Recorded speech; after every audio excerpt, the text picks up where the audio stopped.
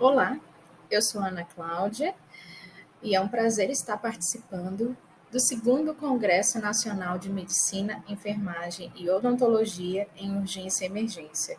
Espero que vocês possam aproveitar a discussão de mais um tema importante para a área da saúde. E hoje nós vamos conversar sobre segurança do paciente e medidas preventivas para infecção relacionada à assistência à saúde em emergência. Porque, diferente do que muita gente pensa, nos serviços de emergência, de urgência e emergência, que são as salas de traumas, boxes de emergência, as UPAs, elas também têm segurança do paciente e têm medida para prevenção de infecção hospitalar. Eu sou Ana Cláudia, eu trabalho em UTI há mais de 12 anos, sou preceptora de um programa de residência em UTI também e mestrando em saúde pública.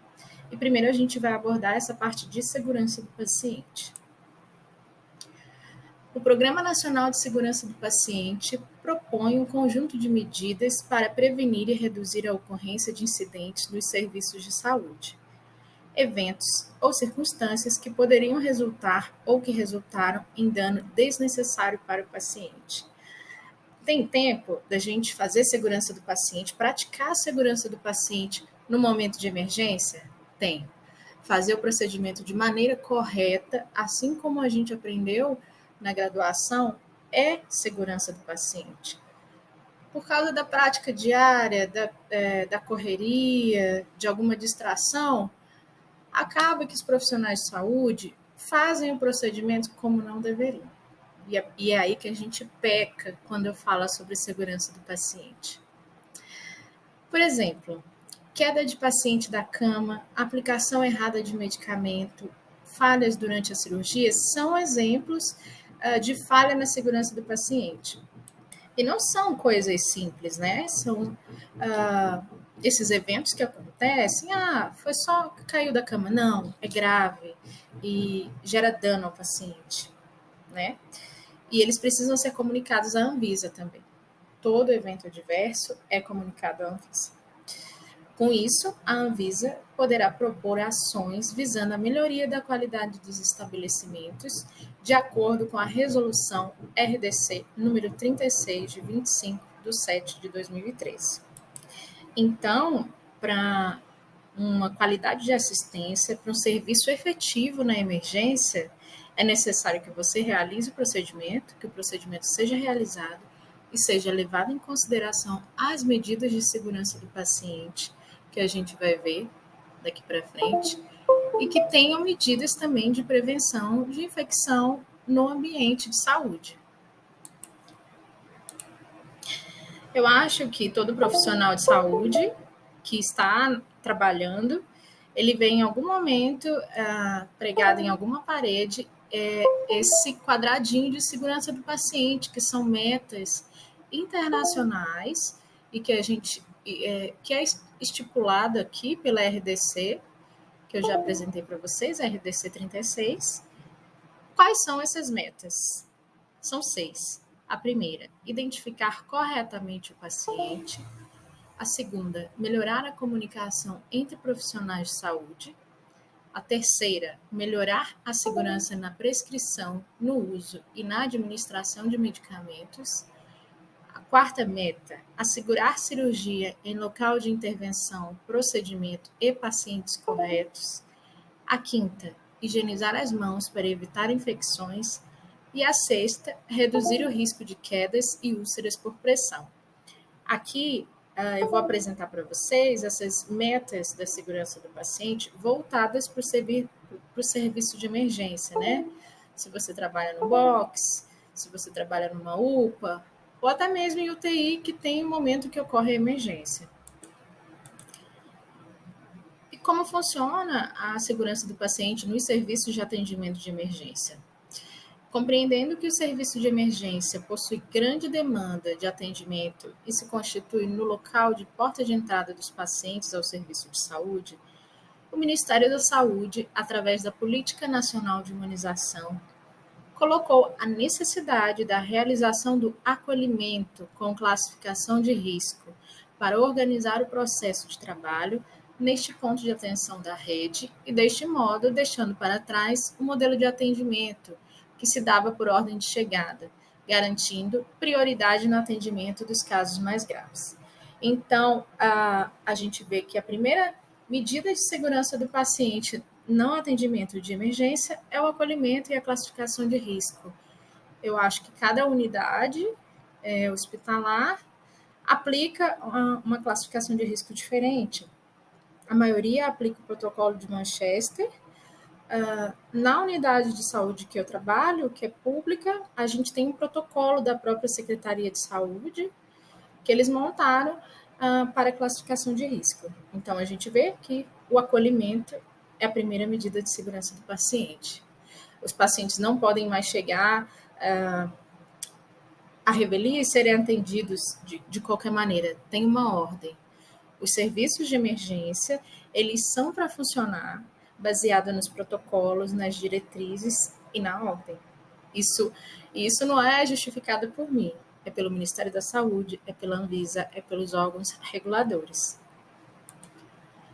Então, vamos às metas, né?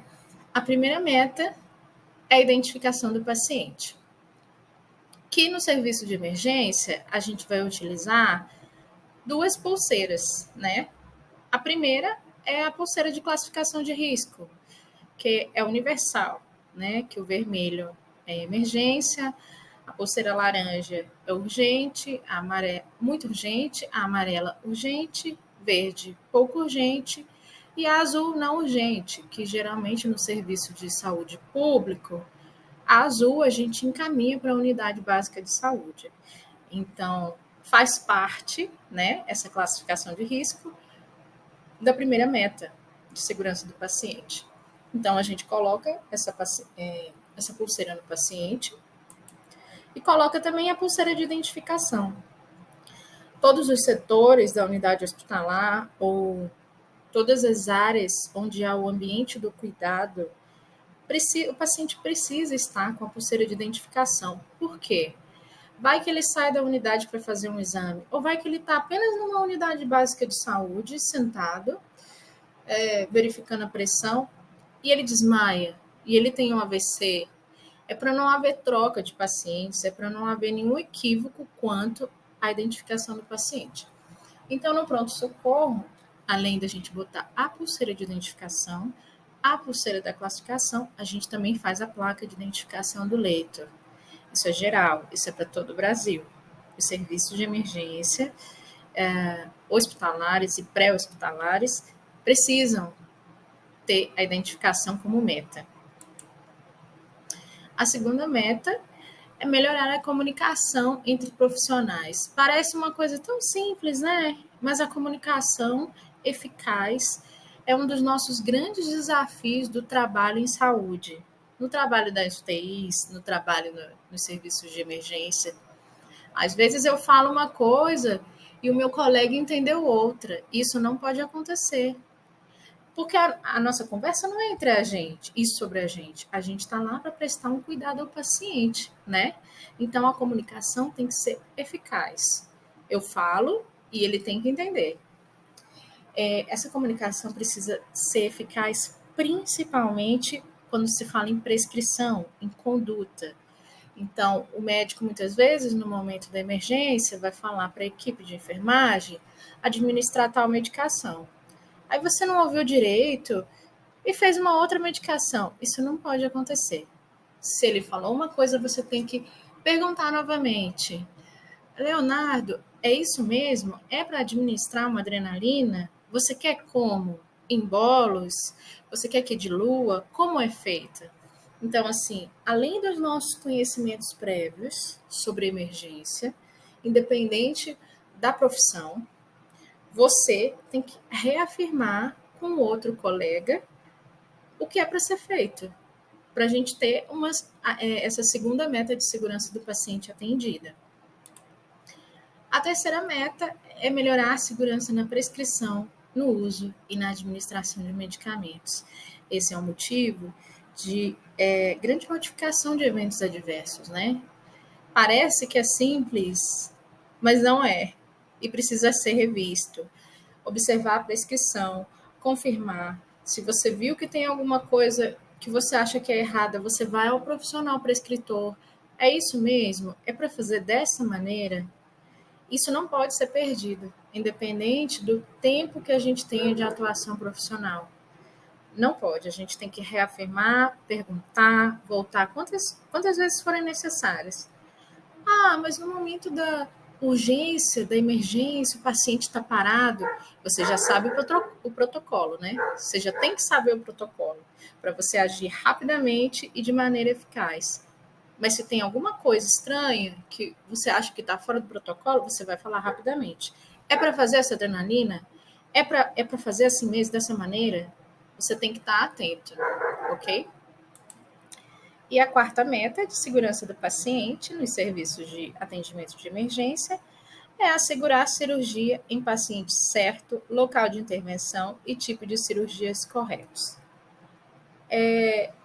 Mas é sobre cirurgia. O que tem a ver em emergência? Tem a ver. Tem paciente cirúrgico que chega em emergência e tem o próprio paciente mesmo que está ali esperando. A gente vê, infelizmente, de rotina, um paciente internado lá na ala amarela das unidades de emergência, esperando cirurgia ortopédica ou uma cirurgia letiva. E é o nosso papel também. Agora eu puxo mais para a enfermagem, que é a equipe que está lá, mais próxima ao paciente. É nosso papel conferir, antes de enviar o paciente ao centro cirúrgico, se está ok, se as pulseiras estão identificadas, se é aquele paciente mesmo, confirmar com o paciente qual membro será operado, fazer uma sinalização. Lembrando que lá no centro cirúrgico vai ser revista todas essas metas. É para ser, né? A gente espera. Mas a gente não pode contar com o outro, a gente tem que contar com o nosso serviço. Então, antes de enviar o paciente para o centro cirúrgico, vocês se respaldem sobre isso. Qual é a cirurgia? Liga para o outro setor. Estou encaminhando o senhor Oswaldo, que vai operar a perna direita e tal. Entendeu? Expliquem, comuniquem-se. A quinta meta é higienizar as mãos. É uma outra meta simples e que a gente não consegue vencer. A gente ainda tem índices altos de infecção hospitalar e uma das medidas, a medida principal que a gente constata para a prevenção de infecção relacionada à assistência à saúde é a lavagem de mãos. A gente vai ver mais à frente, mas eu já trago aqui. Observou sujidade, não passe álcool. Lave as mãos com água e sabão. Não tendo sujidade, fazer a fricção alcoólica. Não é só passar um álcool 5 segundos, é uma fricção, igual a lavagem das mãos, que a gente vê nos quadrinhos pendurados no hospital, vê durante a faculdade, fricção, ok? A sexta meta é reduzir o risco de quedas e lesão por pressão. Mas eu estou na emergência. Na emergência o paciente não fica. Fica. No Sistema Único de Saúde, nos hospitais públicos, a gente tem uma média alta de internação do paciente em emergência, em serviço de emergência, tem. Até o paciente grave, entubado, que está lá na sala de estabilização, conseguir um leito de UTI pode levar 7, 10 dias, e esse é o tempo necessário, até menos, 3 dias, para desenvolver uma lesão por pressão. Então, essas medidas a gente precisa ter. Passou aquele momento de receber o paciente na unidade, de ter aquela estabilização do paciente no leito, vamos nos atentar a essas medidas. Reduzir o risco de quedas e reduzir o risco de lesão por pressão. E como que a gente faz isso? O enfermeiro, a equipe de enfermagem utiliza 2 escalas. A primeira é a escala de Braden, que é para medir o risco de lesão por pressão. A gente observa a percepção sensorial do paciente, umidade, atividade, mobilidade, nutrição e aspectos de fricção e cisalhamento no leito. Aí a gente vai classificando, né, cada item desse de 1 a 4. E tem um score aqui que mostra o risco para a gente. Se nós estamos na sala de estabilização, a gente vai ter um paciente entubado, um paciente mais grave, sedado. Então, é bem possível que a gente tenha um paciente com Braden abaixo de 11, com risco severo.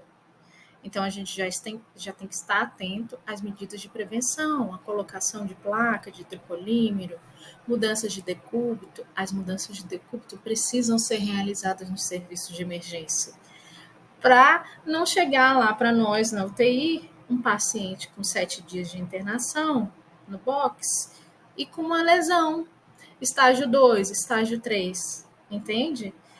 O serviço de emergência, eu considero que é o serviço mais importante da unidade hospitalar, porque é ele que vai definir as próximas condutas. Se eu não tenho uma conduta inicial adequada, dentro da segurança do paciente, dentro dos protocolos e diretrizes, o desenvolvimento, o desenrolar, a evolução do paciente não vai ser a mesma nos outros setores. Não é a UTI que vai curar ou que vai resolver todos os problemas do paciente. Se a gente chegar lá com o paciente com uma lesão já avançada, uma lesão por pressão, por exemplo, a gente não consegue fazer muita coisa, entende? E a outra escala é a escala de risco de queda, que é a escala de Morse, onde a gente verifica o histórico de quedas do paciente, se tem vários diagnósticos ou um só, se precisa de auxílio na deambulação, se tem dispositivo venoso salinizado ou heparinizado. A gente avalia a marcha do paciente e o estado mental. A escala de Morse, a gente não aplica apenas em idosos, a gente aplica em todos os pacientes internados na unidade hospitalar. E ela é importante porque quanto maior o score, a gente vê aqui acima de 44, é um alto risco para queda. Então, a gente já fica esperto, esse paciente pode cair. Então, ele precisa, a gente direciona a atenção para o paciente que tem uma escala de Morse aumentada. Em algumas instituições, principalmente particulares, tem uma pulseira vermelha da escala de Morse, que sinaliza que aquele paciente, ele tem um risco de queda aumentado. E agora que a gente já viu as metas de segurança do paciente, a gente vai falar das problemáticas da infecção relacionada à assistência à saúde, que é um outro ponto. Então, além da gente ter o domínio dos procedimentos a serem realizados no serviço de emergência, a gente tem que se atentar à segurança do paciente e se atentar às medidas preventivas de infecção relacionada à assistência à saúde.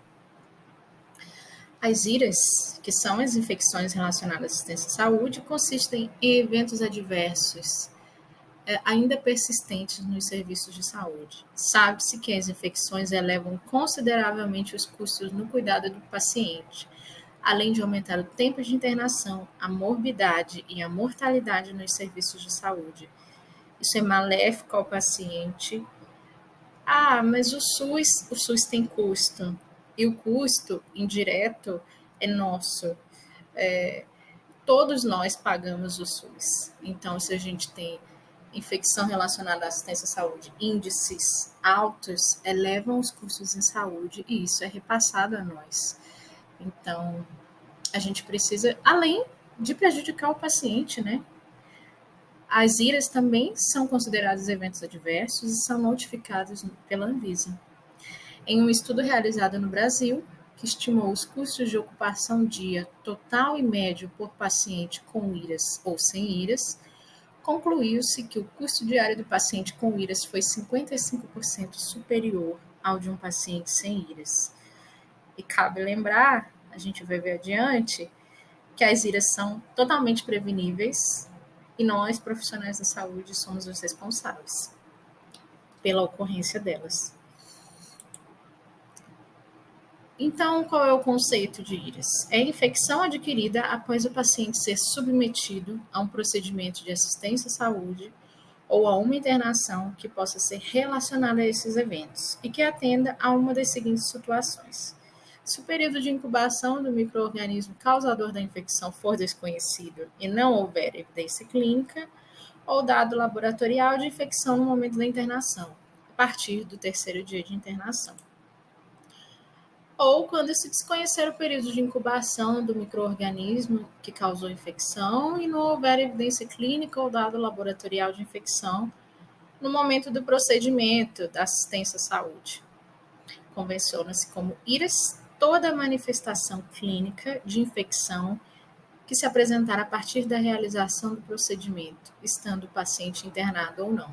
Então, aquele termo de infecção hospitalar, ele foi substituído por infecção relacionada à assistência à saúde, porque a infecção não se dá apenas no hospital. Onde for o ambiente do cuidado, onde há a prática de saúde, pode ocorrer IRA. Então, ampliou o termo para abranger todos os serviços de saúde. Esse é um conceito estabelecido pela Anvisa 2021. Eu vou mostrar mais à frente o manual que a gente segue. A gente que eu falo são todos os serviços de saúde, quanto à medida preventiva de infecção relacionada à assistência à saúde.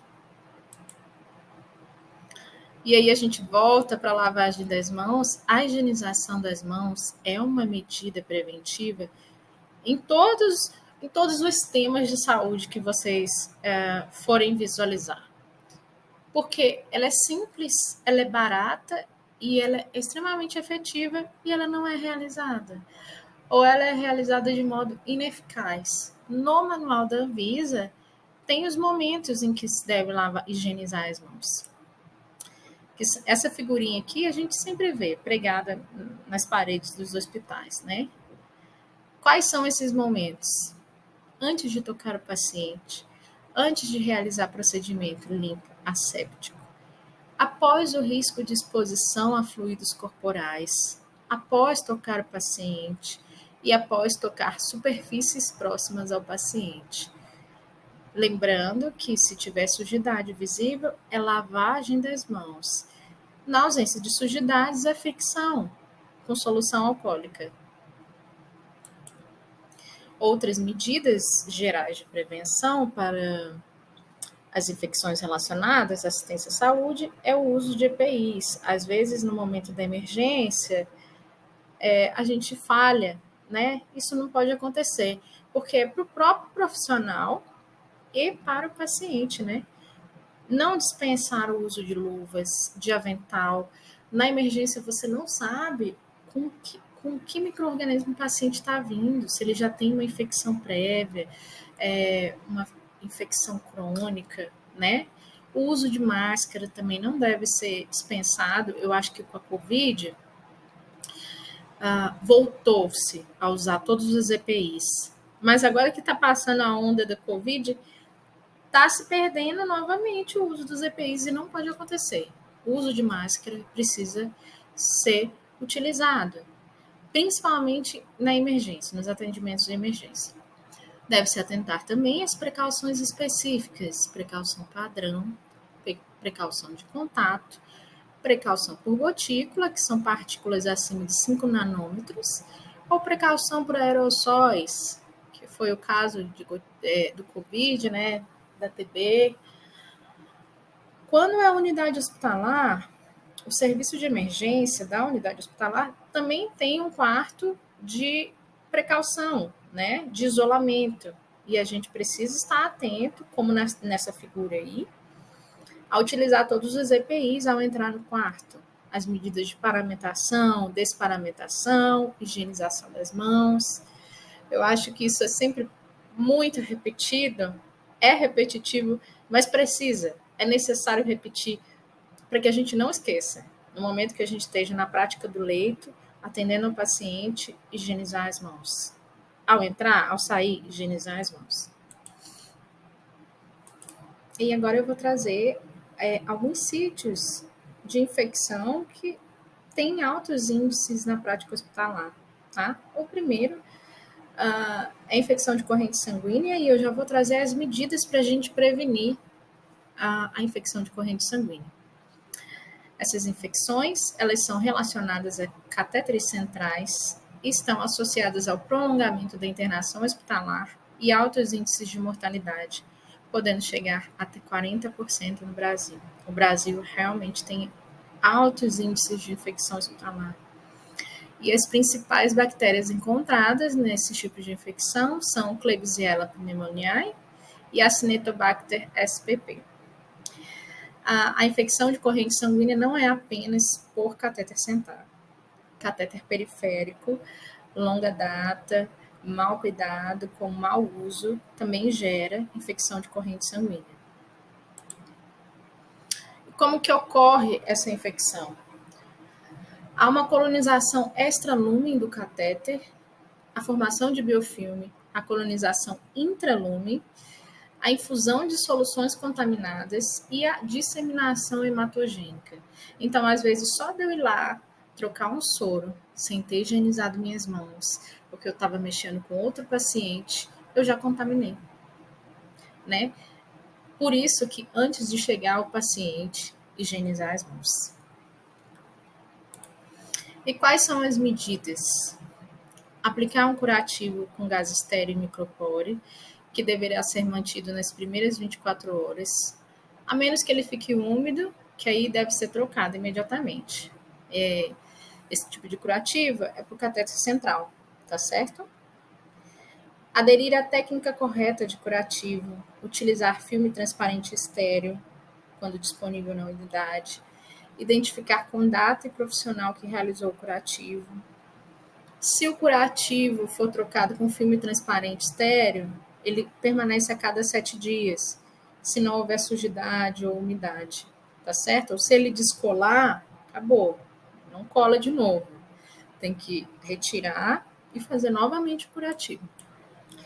Comunicar à equipe médica e registrar no prontuário se tem hiperemia, calor ou presença de secreção no catéter. E eu trago aqui alguns dados da Anvisa, como manipular esse catéter, né? Como trocar os equipos. A troca do catéter periférico tem que ser realizada a cada 96 horas. Ou, se você observar sinais flogísticos, calor, rubor, secreção, flebite, trocar antes, tá certo? E a troca de equipos na emergência também. Isso aqui não é só para UTI, nem para os outros setores do hospital.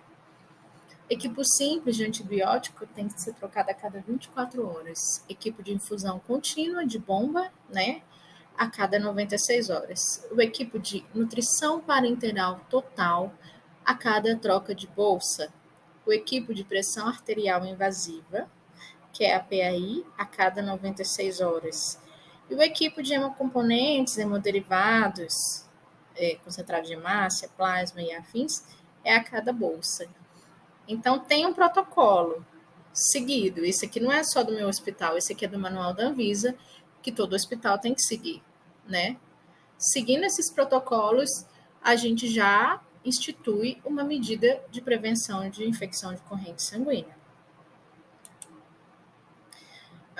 Esses cuidados também são estendidos a equipes e conectores. Eles precisam ser identificados com data e nome do profissional, realizar o scrub the rub, que é a higienização dos conectores, injetores laterais e ponteiras de catéter, 15 segundos com gás estéreo e álcool líquido a 70% por meio de fricção vigorosa, com no mínimo 3 movimentos rotatórios sempre que for administrar alguma medicação e durante a troca de equipes.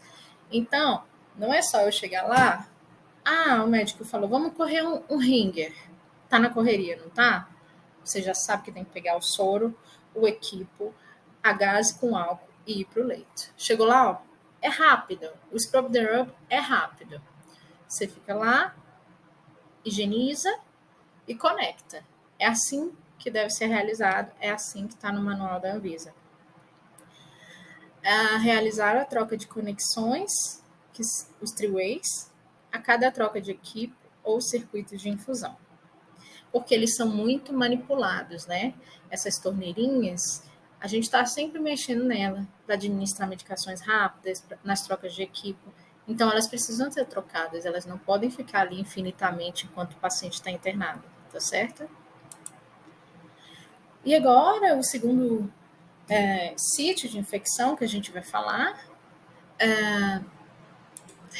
são os pulmões, que o que ocorre? Uma pneumonia associada à ventilação mecânica. E agora a gente já puxa para os ambientes de sala de estabilização, sala vermelha, sala do trauma, nas UPAs, que é onde os pacientes que estão internados, entubados, gravíssimos estão. Os estudos no Brasil acerca da PAV ainda são limitados. Nos Estados Unidos, a PAV é responsável por 25% de todas as infecções adquiridas na UTI e 15% das infecções relacionadas à assistência à saúde. Então, assim, nos Estados Unidos, que os índices são bem mais baixos que o Brasil, a PAV ela já tem um alto índice de infecção, que é 25%. Imagina no Brasil, que a gente ainda não tem um estudo sobre isso. Deve ser muito mais alto, né? A mortalidade global dos episódios de PAV varia de 20% a 60%, salientando a importância da pesquisa e discussão do tema. Então, é uma alta mortalidade quando a gente pensa de maneira total, né? A incidência da PAV está diretamente relacionada com a duração da ventilação mecânica. Estudos apontam que nos primeiros 5 dias de VM, a taxa da PAV aumenta em 3% e depois 2% a cada dia em ventilação mecânica. Então, quanto mais tempo o nosso paciente passar em ventilação mecânica, a cada dia aumenta 2% de chance dele adquirir a PAV. Então, o objetivo, é claro, considerando a gravidade do paciente, a patologia de base, o objetivo é retirar o paciente precocemente da ventilação mecânica, tá certo? Essa é a primeira medida de prevenção relacionada à PAV. E os patógenos mais incomuns encontrados na PAV são os bacilos gram-negativos e os Staphylococcus aureus, que a gente consegue detectar esses patógenos através do aspirado traqueal, né?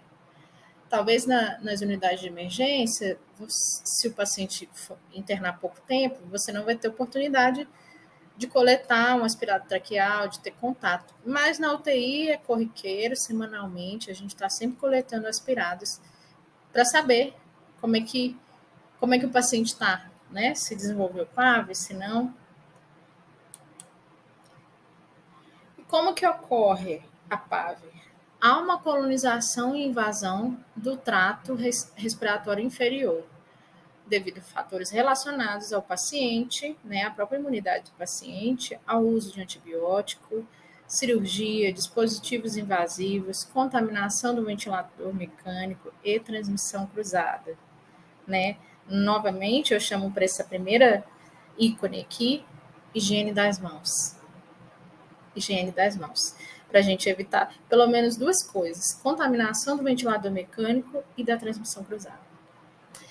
No segundo ícone, que é o motivo da PAV, é a interação entre as defesas do paciente e o micro-organismo, né? No momento da aspiração, pode ocorrer uma contaminação que promove o biofilme nos dispositivos, a virulência, a resistência antimicrobiana, o número de micro-organismos, há alterações de defesas mecânicas, celular e humoral. E, enfim, para a ocorrência da PAV, depois da colonização e invasão do trato respiratório e a interação entre as defesas do paciente e o micro-organismo, tem a evolução com a colonização, que aí gera a bacteremia, a translocação bacteriana, traqueobronquite e a pneumonia. Então, a gente só vai conseguir ver a manifestação da PAV nesse último ícone, quando o paciente já está com a pneumonia instaurada, sendo que até o segundo ícone, a gente ainda pode ter a medida preventiva, ainda está dependendo da gente, né? E da imunidade do paciente. Quais são as medidas propriamente ditas para PAV, né? Para pneumonia associada à ventilação mecânica? Manter o decúbito do paciente elevado de 30 a 45 graus, adequar diariamente o nível de sedação, pois o nosso objetivo é retirar o paciente o mais precoce da VM, é claro, considerando patologia de base. Aspirar a secreção subglótica rotineiramente para que ela não desça e contamine o sistema respiratório. Realizar higiene oral com clorexidina 0,12%. Fazer uso criterioso de bloqueadores neuromusculares para não deixar o paciente muito entregue à VM e ocorrer dele aspirar a secreção. Dar preferência por utilizar ventilação mecânica não invasiva quando indicado. O nosso objetivo é que o paciente não entre para a VM. E se ele entrar, a gente tem essas medidas. Cuidados com o circuito do ventilador, na manipulação, na montagem. Cuidados com o sistema de aspiração. É uma prática estéreo. Utilizar luva estéreo, sonda estéreo. Evitar extubação acidental ou reintubação. Monitorar a pressão do cuff, né? Que o tubo tem um cuff que vai segurar o tubo lá dentro da traqueia. E tem uma pressão que precisa ser mantida, porque se essa pressão estiver menor, o cuff sai. E se ela estiver maior, dá uma estenose na traqueia, tá certo? A pressão é entre 18 e 22 milímetros de mercúrio ou 25 a 30 centímetros de água. Certificar-se do posicionamento correto da sonda interal, sendo gástrica ou pós-pilórica, para não ocorrer o risco de broncoaspiração. E agora nós vamos conversar sobre medidas de prevenção de infecção do trato urinário. Tem isso tudo no serviço de emergência? Tem. É lá o primeiro contato do paciente com o tubo, com a sonda vesical, com o catéter central, com o catéter periférico. Então, é de lá que essas medidas precisam ser implementadas. Tem que começar lá. As infecções do trato urinário constituem causas prevalentes de infecção relacionada à assistência à saúde, estando relacionada, em sua maioria, à sondagem vesical, sendo responsáveis por 35 a 45% das IRAs em pacientes adultos. Então, também é um alto índice de IRAs, né? Para começar, tem essa figura aqui que mostra onde a sonda deve estar. Ela tem que estar sempre abaixo do nível do paciente, né? Porque se ela estiver mais acima, a urina retorna para a bexiga, causando infecção. O tempo de permanência do catéter vesical é fator decisivo para colonização e infecção, tanto bacteriana ou fúngica. As bactérias gram-negativas, enterobactérias e não fermentadoras, e as gram-positivas, especialmente do gênero Enterococcus, são os principais micro-organismos causadores da infecção urinária. Então, quando a gente fala de dispositivo invasivo, a gente evita o máximo que o paciente precisa usar, e quando ele é instalado dentro da técnica asséptica, a gente já programa o máximo para retirada, né? Porque o paciente não nasceu com o dispositivo, aquilo é um corpo estranho e com certeza vai causar alguma alteração, tanto laboratorial, física, né? E quais são as medidas de prevenção de infecção do trato urinário?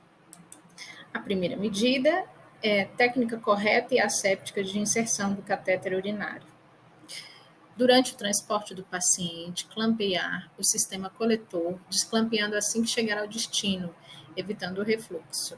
Isso é uma responsabilidade de toda a equipe que está com o paciente, não só com a equipe de enfermagem, tá certo?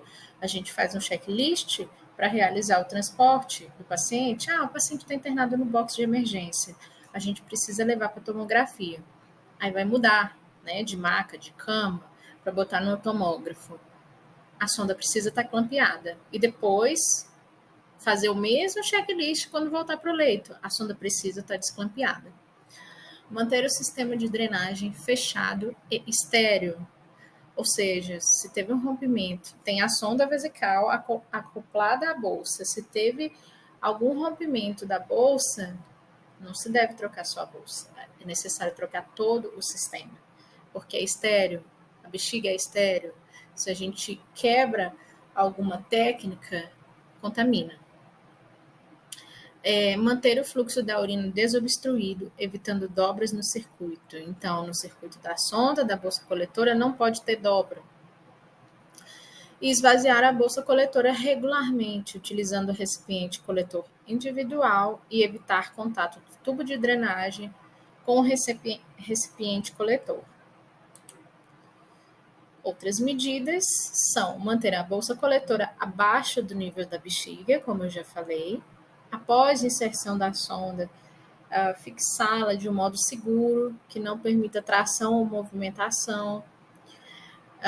Quando é no homem, o catéter tem que ser fixado na região suprapúbica, e quando é na mulher, na face anterior da raiz da coxa. Nunca deixar a urina ultrapassar 2/3 do volume total da bolsa coletora, porque isso pode levar ao rompimento da bolsa ou refluxo da urina para a bexiga. Isso não pode acontecer. A coleta de urina para exames deve ser realizada por punção com agulha e seringa estéreis, com técnica estéreo, utilizando a desinfecção com álcool no coletor, né? Na sonda tem um redondinho para ter a coleta ali da urina. Precisa fazer a asepsia ali do local com álcool e aí sim você injeta a agulha com a seringa para coletar a urina. Realizar higiene rotineira do meato uretral e sempre que necessário. Essas são as medidas para prevenção de infecção no trato urinário. São medidas que a gente já viu na graduação e que elas precisam ser mantidas. E o nosso último tópico sobre prevenção, medidas de prevenção de infecção hospitalar, prevenção de infecção cirúrgica, né? Mas cirúrgico, sim, tem paciente cirúrgico na unidade de emergência. E as infecções de sítio cirúrgico ocorrem no pós-operatório, em cerca de 3 a 20% dos procedimentos cirúrgicos, com impacto significativo na morbidade e mortalidade dos pacientes internados em terapia intensiva. Aqui eu puxo para a terapia intensiva, que é a minha área, mas na emergência, onde isso pode ocorrer? Pode ter acontecido um paciente operou há uns 2 dias e está vindo para um atendimento de emergência no pronto-socorro, com uma incisão cirúrgica. Então, a gente precisa estar atento e saber o que fazer. No Brasil, as infecções de sítio cirúrgico são encontradas em aproximadamente 14 a 16% dos pacientes hospitalizados. Então, também é um índice importante, né? Quando a gente fala de infecção no ambiente hospitalar. Aqui nessa imagem, a gente já vê, né, que nessa incisão cirúrgica, uma hiperemia, né, leve, que pode indicar infecção de sítio cirúrgico. E quais são as medidas? A higiene das mãos, que não pode faltar, nos 5 momentos preconizados pela Anvisa, que a gente já viu. Observar sinais de infecção na incisão cirúrgica, que é a hiperemia, né, que fica bem vermelho, secreção, odor e dor local. E cuidados com a ferida operatória, realizando técnica asséptica na realização de curativos, luva estéreo, gás estéreo, técnica asséptica. Utilizar os EPIs indicados na realização de curativos, né? Luva, não contaminar, não realizar a infecção cruzada. O curativo de dreno, se a gente está num box de emergência, o paciente fez um pneumotórax, passou um dreno, tem uma incisão cirúrgica, o que a gente faz primeiro? Qual curativo a gente troca primeiro? Tem uma ordem que a gente precisa seguir para evitar a infecção. O curativo do dreno, que é o mais limpo, ele deve ser feito primeiro e separado dos demais curativos e deve ser trocado a cada 24 horas. E outra medida é a antibiótico-terapia adequada. A medicação precisa ser administrada, o antibiótico, no horário prescrito, não pode ser pulada nenhum horário, nenhuma etapa, tá certo? E assim eu encerro essa palestra sobre esses temas, trazendo um momento para reflexão sobre princípios bioéticos da beneficência e não maleficência. O que é a beneficência?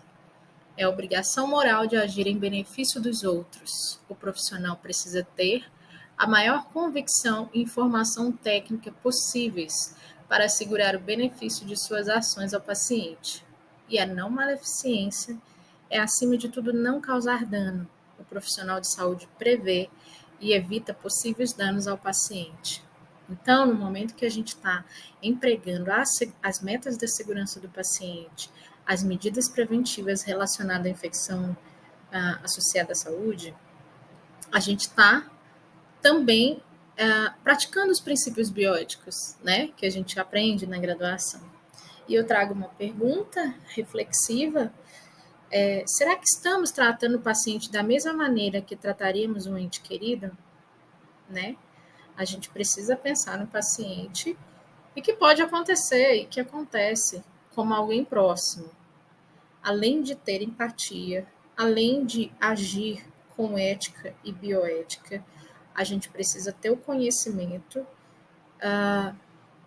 e relacionar a segurança do paciente e medidas de prevenção de infecção.